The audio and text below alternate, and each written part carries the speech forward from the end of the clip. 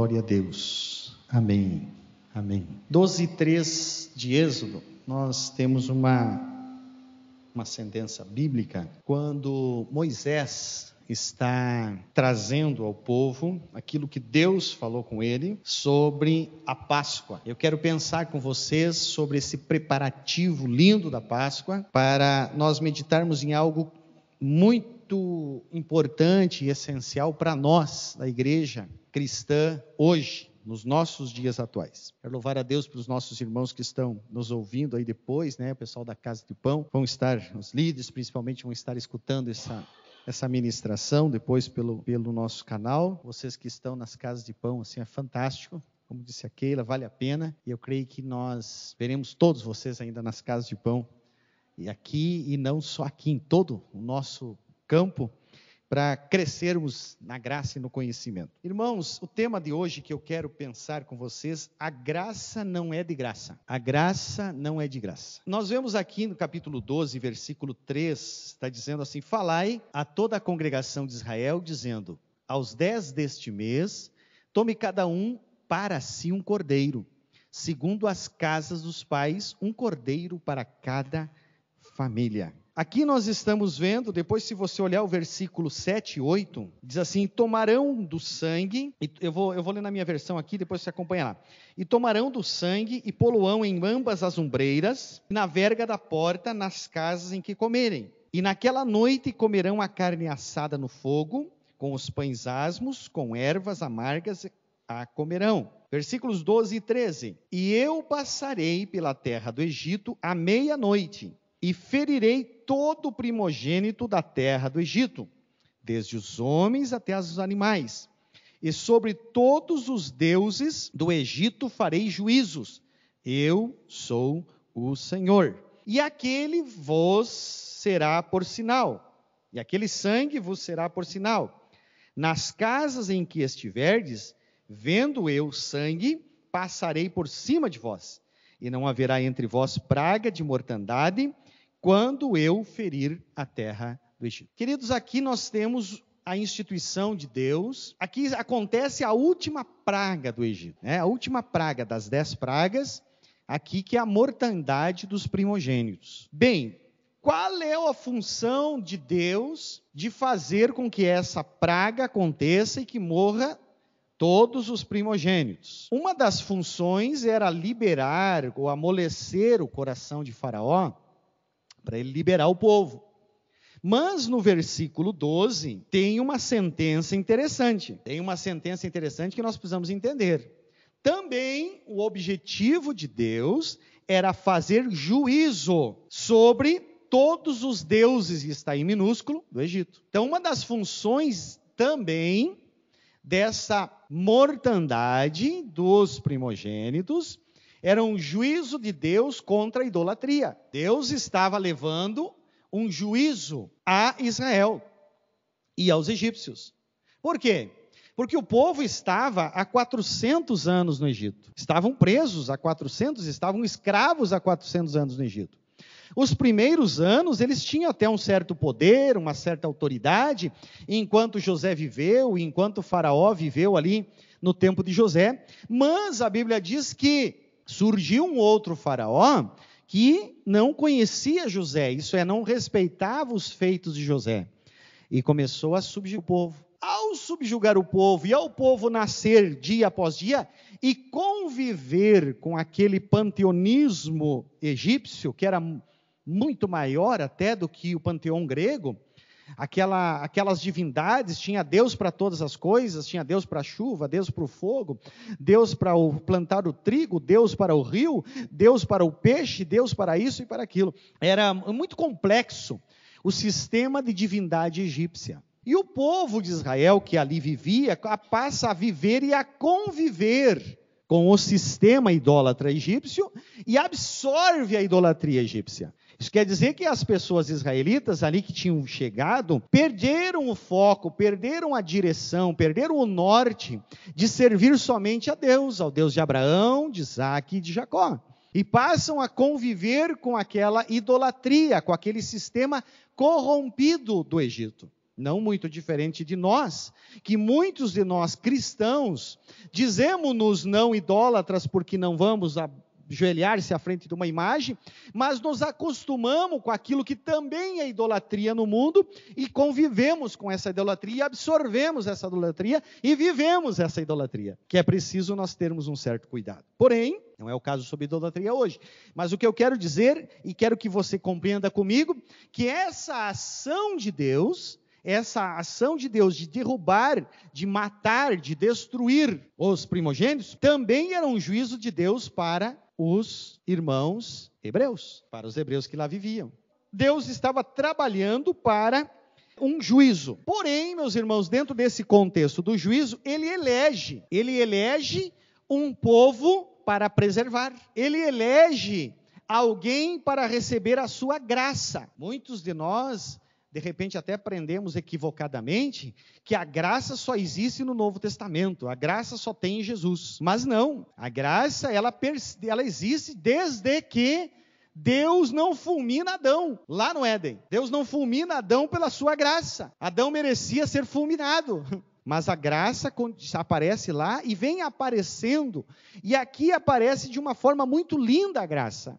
Porque Deus, ele executa um plano, um projeto, para salvar aqueles israelitas, aquelas pessoas que estavam lá no Egito, mas que abdicassem da idolatria, que desistissem. Então, meus irmãos, aqui o que nós estamos vendo? Capítulo 12, versículo 3, está Moisés trazendo uma mensagem de Deus para o povo e elegendo uma situação. Dois elementos muito importantes para que a graça seja executada ali naquele momento. Qual eram os dois elementos? Escolha um cordeiro, olha só, versículo 3. No dia 10 deste mês, tome cada um para si um cordeiro. Diga comigo, cordeiro. Cordeiro, é importante você gravar isso.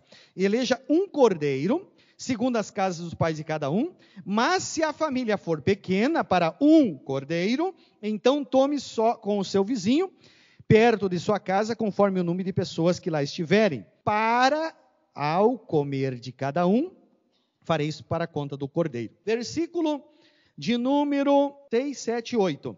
E guardareis até o 14º dia. Então, a regra era, pega o cordeiro no dia 10 e no dia 14, vocês sacrifiquem o cordeiro de tarde, façam uma janta, comam, e o sangue, para nós abreviar aqui, mas está ali no teu texto, e o sangue vocês devem aspergir nos umbrais das portas.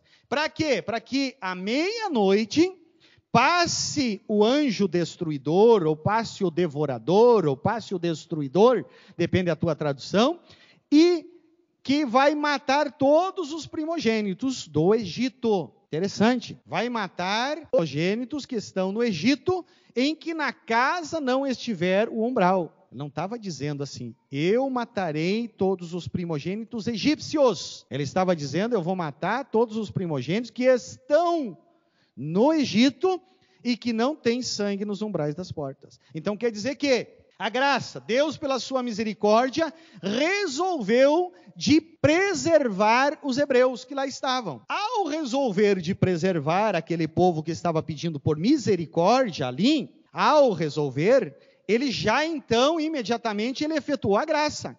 O que é graça? É um favor imerecido. Aquele povo não merecia a salvação de Deus. Ele não merecia ser restituído de lá, porque ele tinha se envolvido com as crenças egípcias.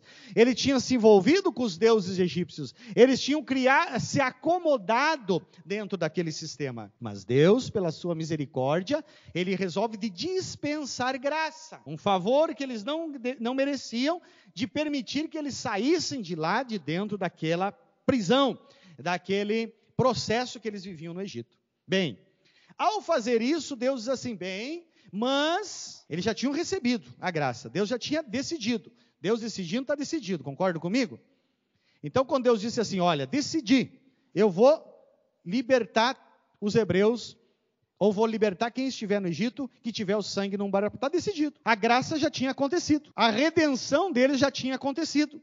eles já tinham garantido a sua redenção. Porém, Deus diz assim, vocês precisam de um cordeiro. Segundo, o que precisa fazer do cordeiro? Tirar o sangue e passar nos umbrais das portas. Então, tem dois elementos que os egípcios precisavam para executar a graça. Cordeiro e sangue do cordeiro. Agora comigo? Sangue do cordeiro. Então, são dois elementos que precisava. Primeiro, segundo, elementos para executar a graça. Para aí que essa graça acontecesse, então, na vida deles, eles tinham que separar um cordeiro que dia? Dia 10. Cevar esse cordeiro até que dia? Até o dia 14. Dia 14 eles tinham que pegar o cordeiro de tarde, imolar, pegar o sangue numa tigela, pegar um hisopo e aspergir sobre os umbrais das portas. Daí depois eles tinham que fazer o quê?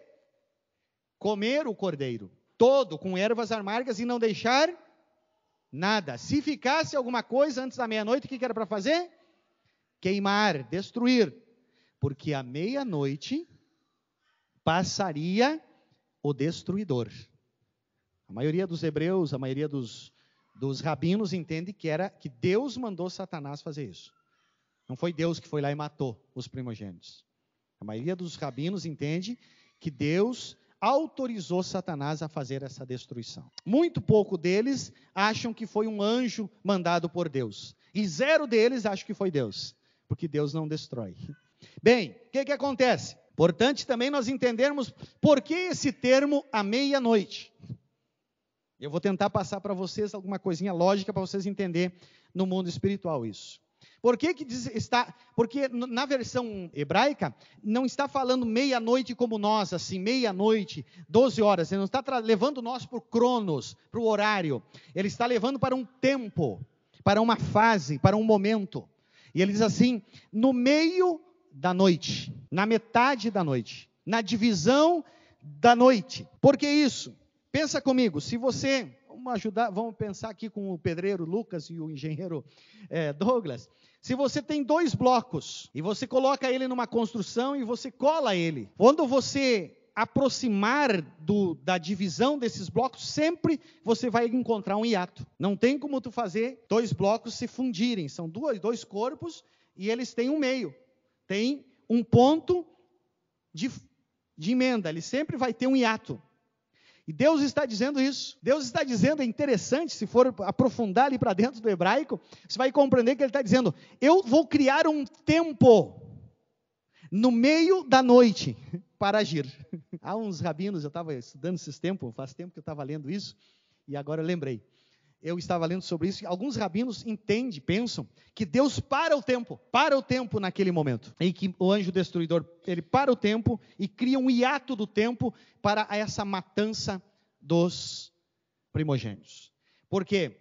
Porque é algo que acontece ali muito, muito sério. O salmista Davi escreve no Salmo 85, versículo 10. Por quê? Primeiro, meus irmãos, nós precisamos entender uma coisa. Antes de eu entrar, pode deixar o Salmo 85 e 10 ali, mas eu quero, antes de nós pensar, eu quero que você entenda uma coisa. Primeiro, então se existe um cordeiro e um sangue, existe uma graça. Agora, sempre há alguém que paga a graça. Pois nós vamos entender por que eu estou falando em graça. Agora, com o Antigo Testamento, para depois entender o Novo. Graça é um favor imerecido. Você é salvo pela graça. Tá? É de graça, você não merecia, eu não merecia ser salvo, eu não merecia o perdão de Jesus. Jesus vai à cruz por mim e por você, porque Ele quis, não porque nós merecemos. Isso é graça. Agora, a graça, meus queridos, sempre tem alguém que paga. A graça não é de graça. No caso de Jesus, quem pagou? Ele. Você recebeu de graça, eu recebi de graça, mas Ele pagou. Agora, é interessante que se nós ficar só nisso, não funciona. Por quê? Porque a graça só acontece com a contrapartida do receptor. A graça só acontece com a contrapartida do receptor.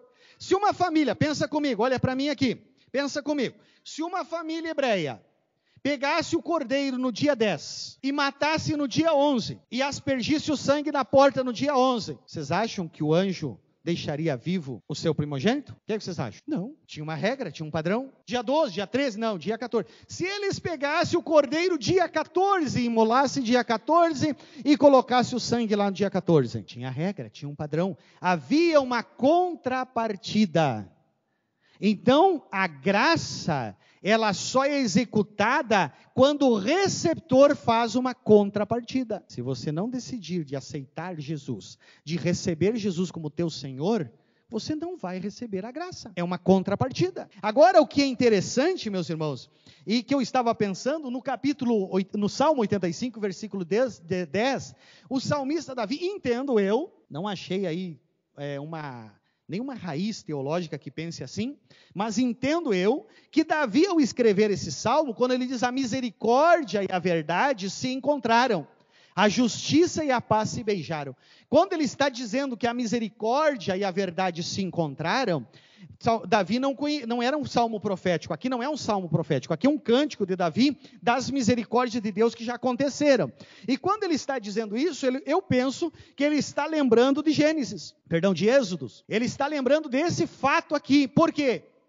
Porque a misericórdia e a verdade são duas coisas antagônicas. São antagônicas. Eu vi um rabino um dia fazendo um exemplo, e vou repassar esse exemplo para você, para te ver como é antagônica a verdade e a graça nesse contexto. Digamos que você pega o teu filho e diga para o teu filho, filho, vai lá no mercado e compra, e pega R$150 aqui, e vai lá no mercado e escolha uma picanha muito boa, para nós fazer um assado. Aí o teu filho vai lá no mercado com R$150. Aí o Natan e a Cecília lá, com R$150 lá no mercado, com R$150 para comprar uma picanha, a maior picanha bonita. Ele olha a picanha, essa aqui, perfeita, bonita, grande.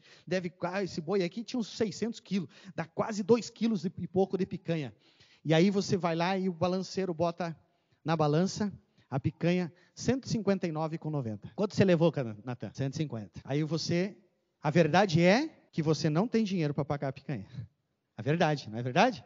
A verdade é essa, concorda comigo? Ele não tem dinheiro para pagar a picanha. Mas aí ele disse, e a Cecília disse, ai, como eu gostaria de comer essa picanha. Natan, e agora? Faltou dinheiro, o que vão fazer? Vão voltar para casa? Mas o pai só tem 150. E aí o açougueiro pode ter misericórdia e dizer assim, eu vou fazer um desconto, 150, daqui os 150, pode levar, e você recebeu a graça, a misericórdia. Recebe a graça de Deus, a misericórdia de Deus.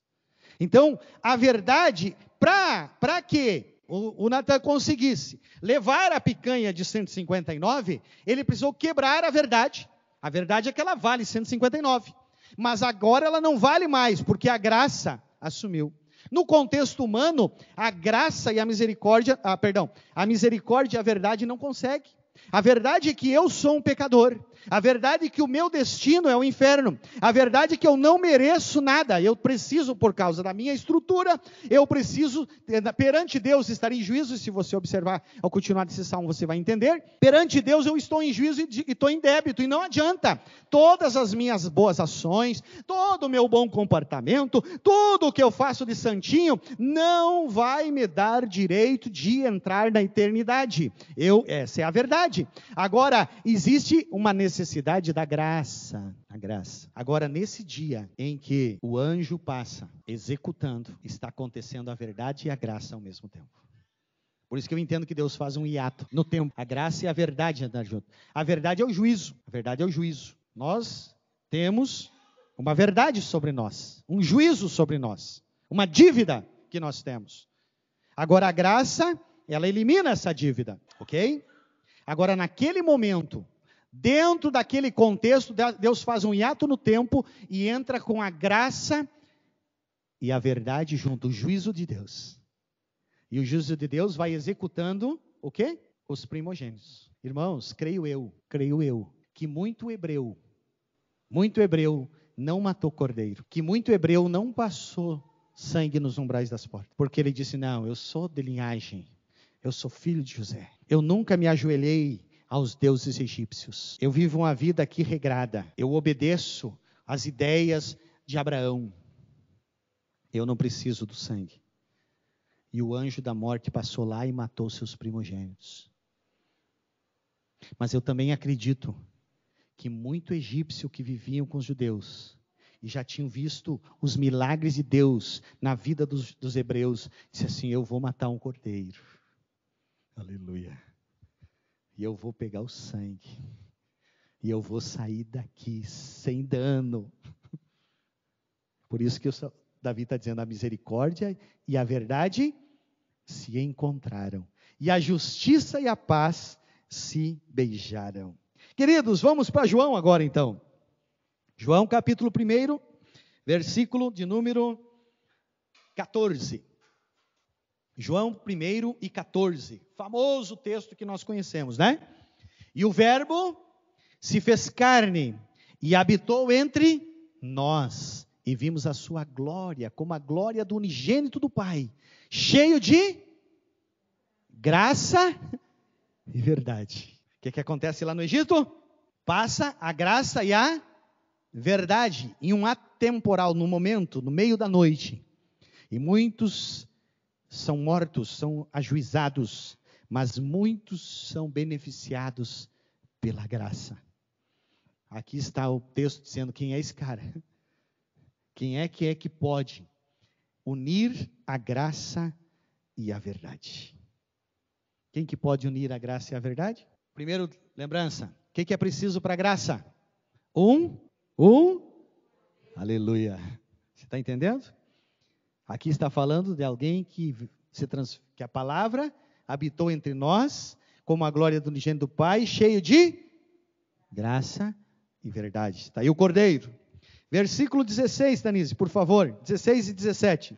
E todos nós recebemos também a sua plenitude, e graça sobre graça, ou por graça. 17. Porque a lei foi dada por Moisés, e a graça e a verdade vieram por Jesus Cristo. Queridos, aqui tem muita gente que assassinou esse texto. E muita gente diz assim: olha só, a lei foi dada por Moisés, a lei se foi. Jesus é a graça e a verdade, e nós precisamos viver na graça. Versículo anterior está falando o quê? Versículo 16. Olha lá. E todos nós recebemos também da sua plenitude e graça sobre graça. Por que graça sobre graça? Qual é o significado desse texto? Graça sobre graça.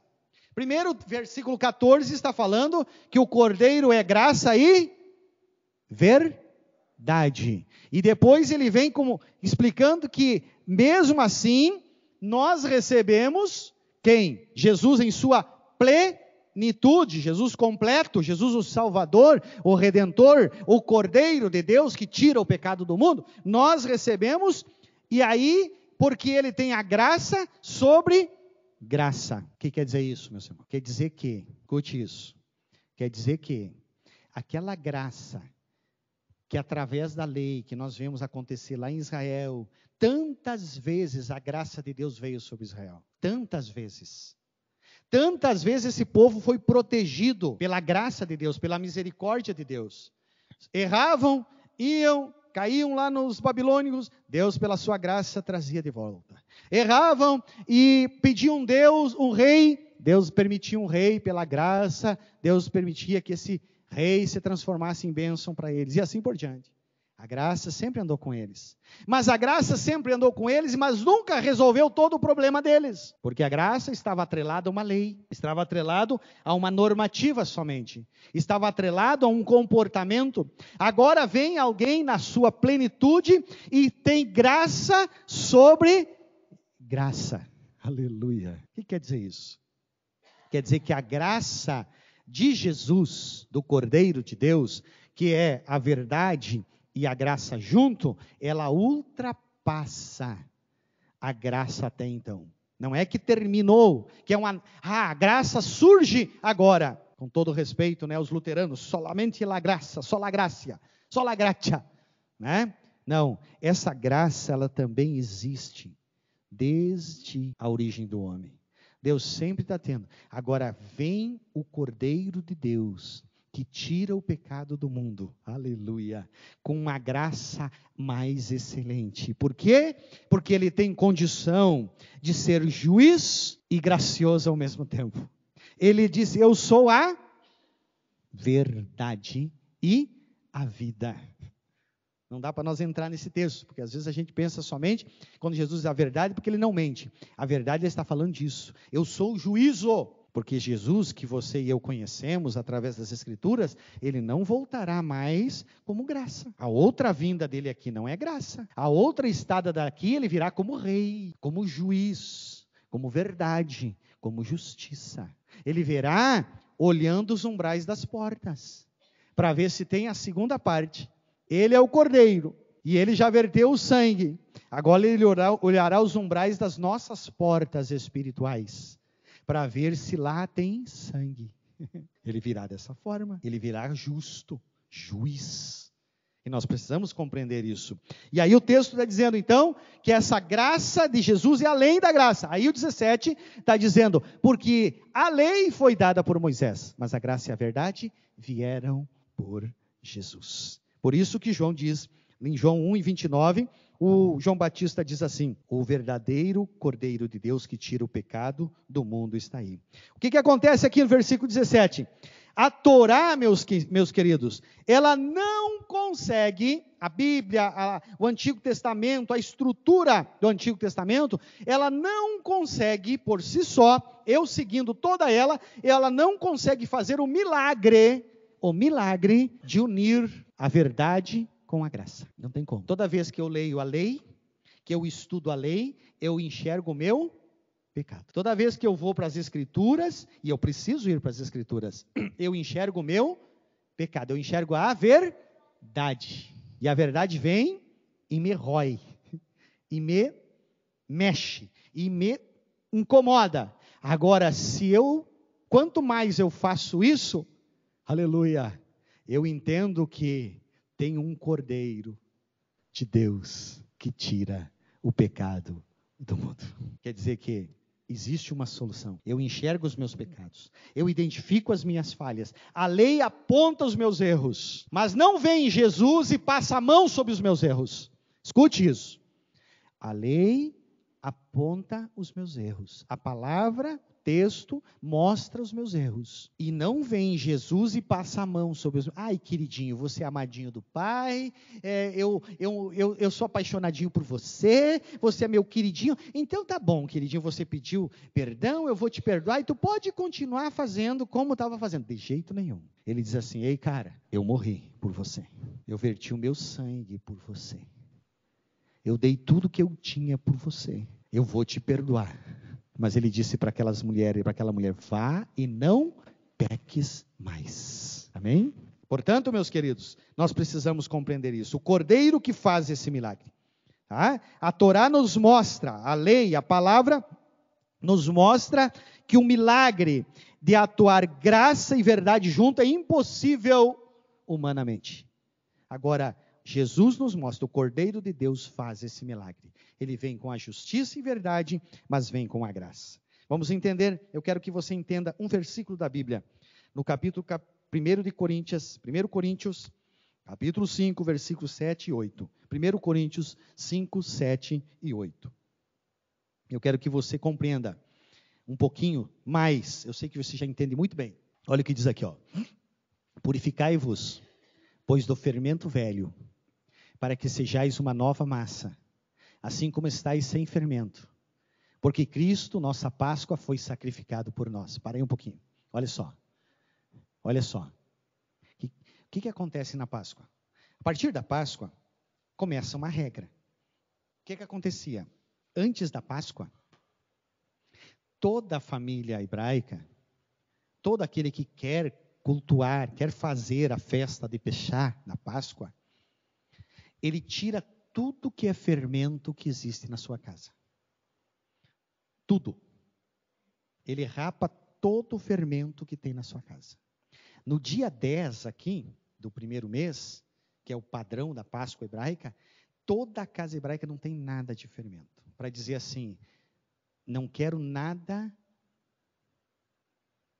que me fermente, eu não quero nada do passado, eu não quero nada de erros, eu não quero... Ele está limpando. É até lindo ver essa tradição judaica, ver as ações das crianças, porque as crianças, elas são incentivadas pelas mães a olhar embaixo das camas, para ver se não tem mofo, porque mofo é fermento. Mofo é fermento. para ver se não tem mofo embaixo das camas. Elas passam 2, 3 dias, meus irmãos, futricando a casa inteira, para tirar todo o fermento. Isso é didático, Deus é tremendo. Isso é didático, porque eles passam fazendo isso, porque eles têm um propósito.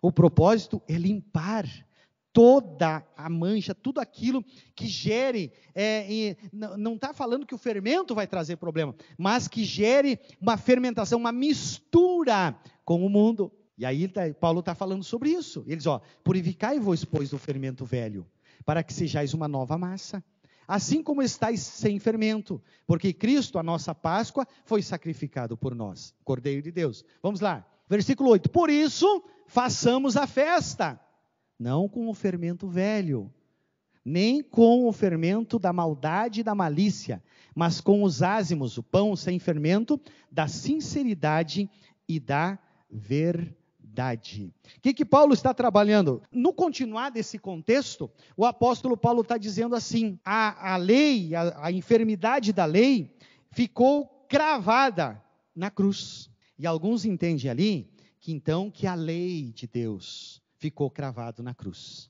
E aí diz assim, não, todo o Antigo Testamento, todas as regras, nós agora somos salvos em Cristo, e somos salvos pela graça e não temos regras. Isso é mentira. A palavra ali, que traduz leis, a lei é dogma, não traduz, é ordenanças, não está traduzindo Torá, é dogma, é costume, dogma, o que é um dogma? É um costume de homens, é coisas que os homens criam.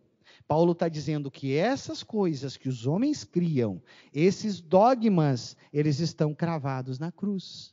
Mas a lei de Deus permanece. O Paulo disse que a lei é boa, ela é perfeita. Então todo o ensinamento das Escrituras é perfeito e precisa ser cumprido. Não é porque Jesus nos deu a salvação de graça, é que nós não precisamos obedecer a palavra e viver a palavra. Por isso, Colossenses 2:7 diz assim, 2, 6 e 7.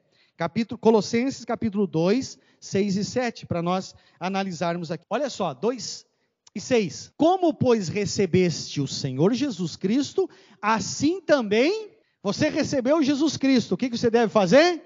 Andai nele. Paulo está dizendo, ei, você recebeu a graça. Você foi perdoado de presente, você não merecia. Agora você precisa andar na graça, andar nele, andar na verdade. O cordeiro, você tem.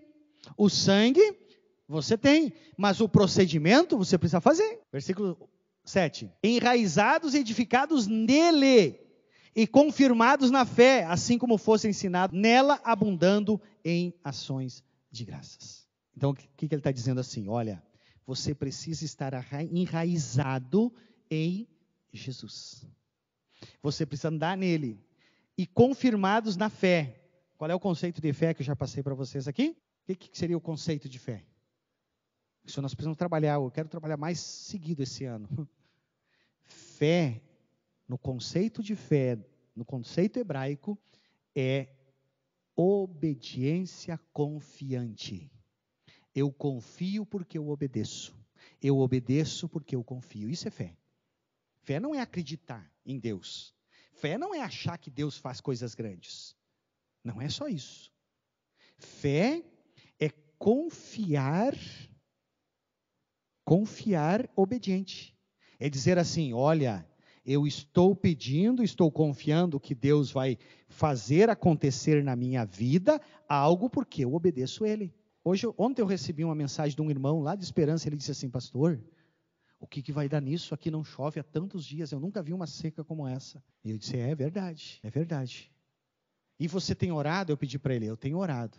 E como você tem orado? Você consegue? Eu disse para ele, você consegue orar e dizer, Deus, tu sabe que eu ando nos teus caminhos, eu obedeço a tua palavra, eu dizimo seriamente, então, Senhor, eu não tenho nada que eu te desobedeça.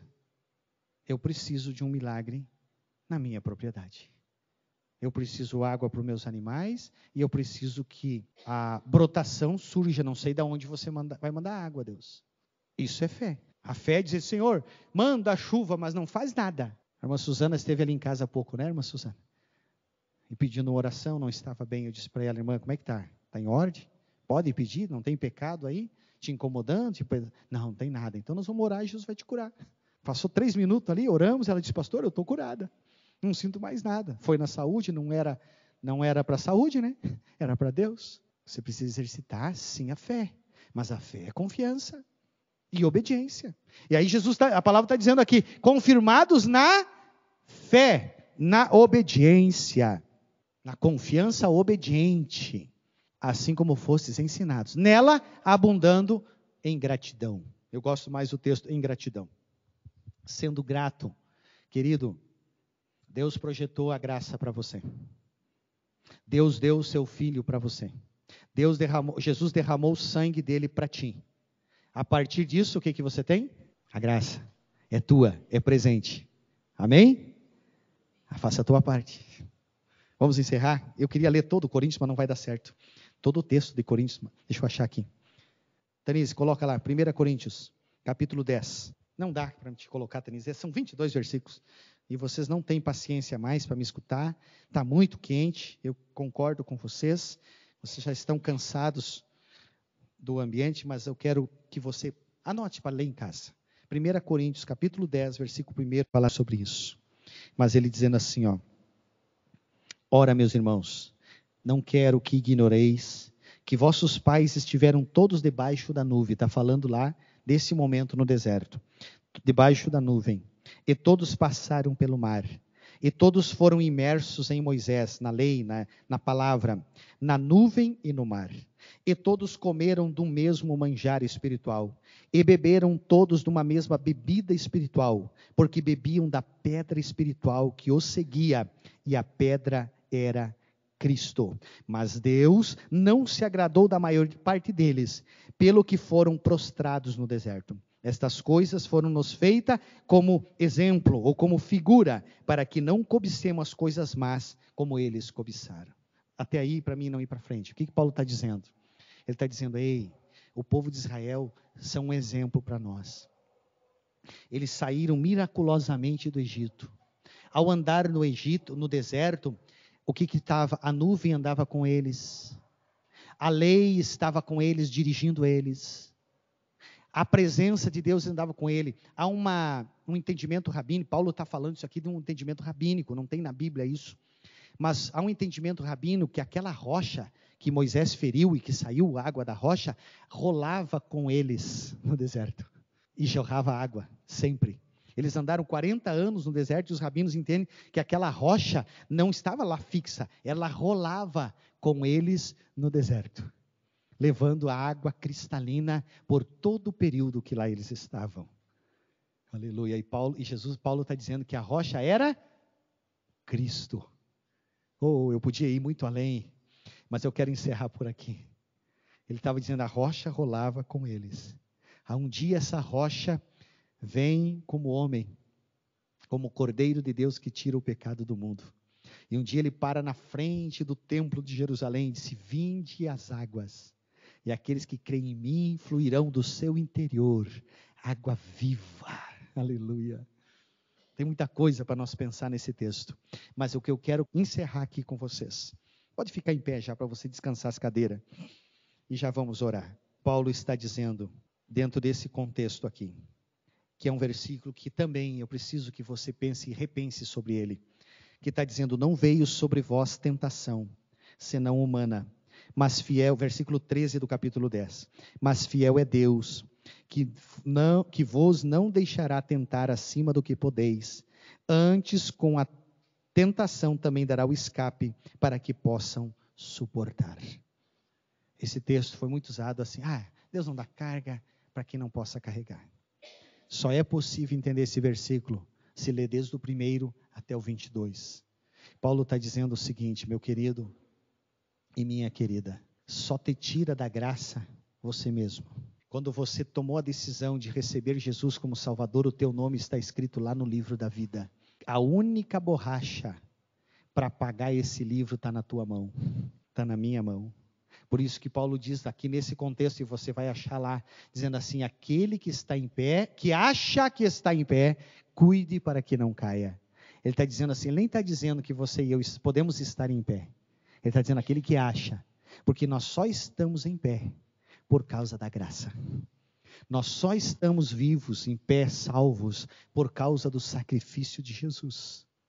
Agora ele está dizendo também, meu querido e minha querida, permaneça na sua palavra, porque sem santificação ninguém verá a Deus. Amém? Encerramos a ministração hoje. Quero orar com você. Eu quero orar que você pense, estamos em 2022, o ano da santificação. Sem santificação ninguém verá a Deus. A graça é de graça. Concorda comigo? A graça é de graça, mas não de graça. Nós recebemos como presente, mas ela custou caro para Jesus e custa para nós também. Precisamos permanecer.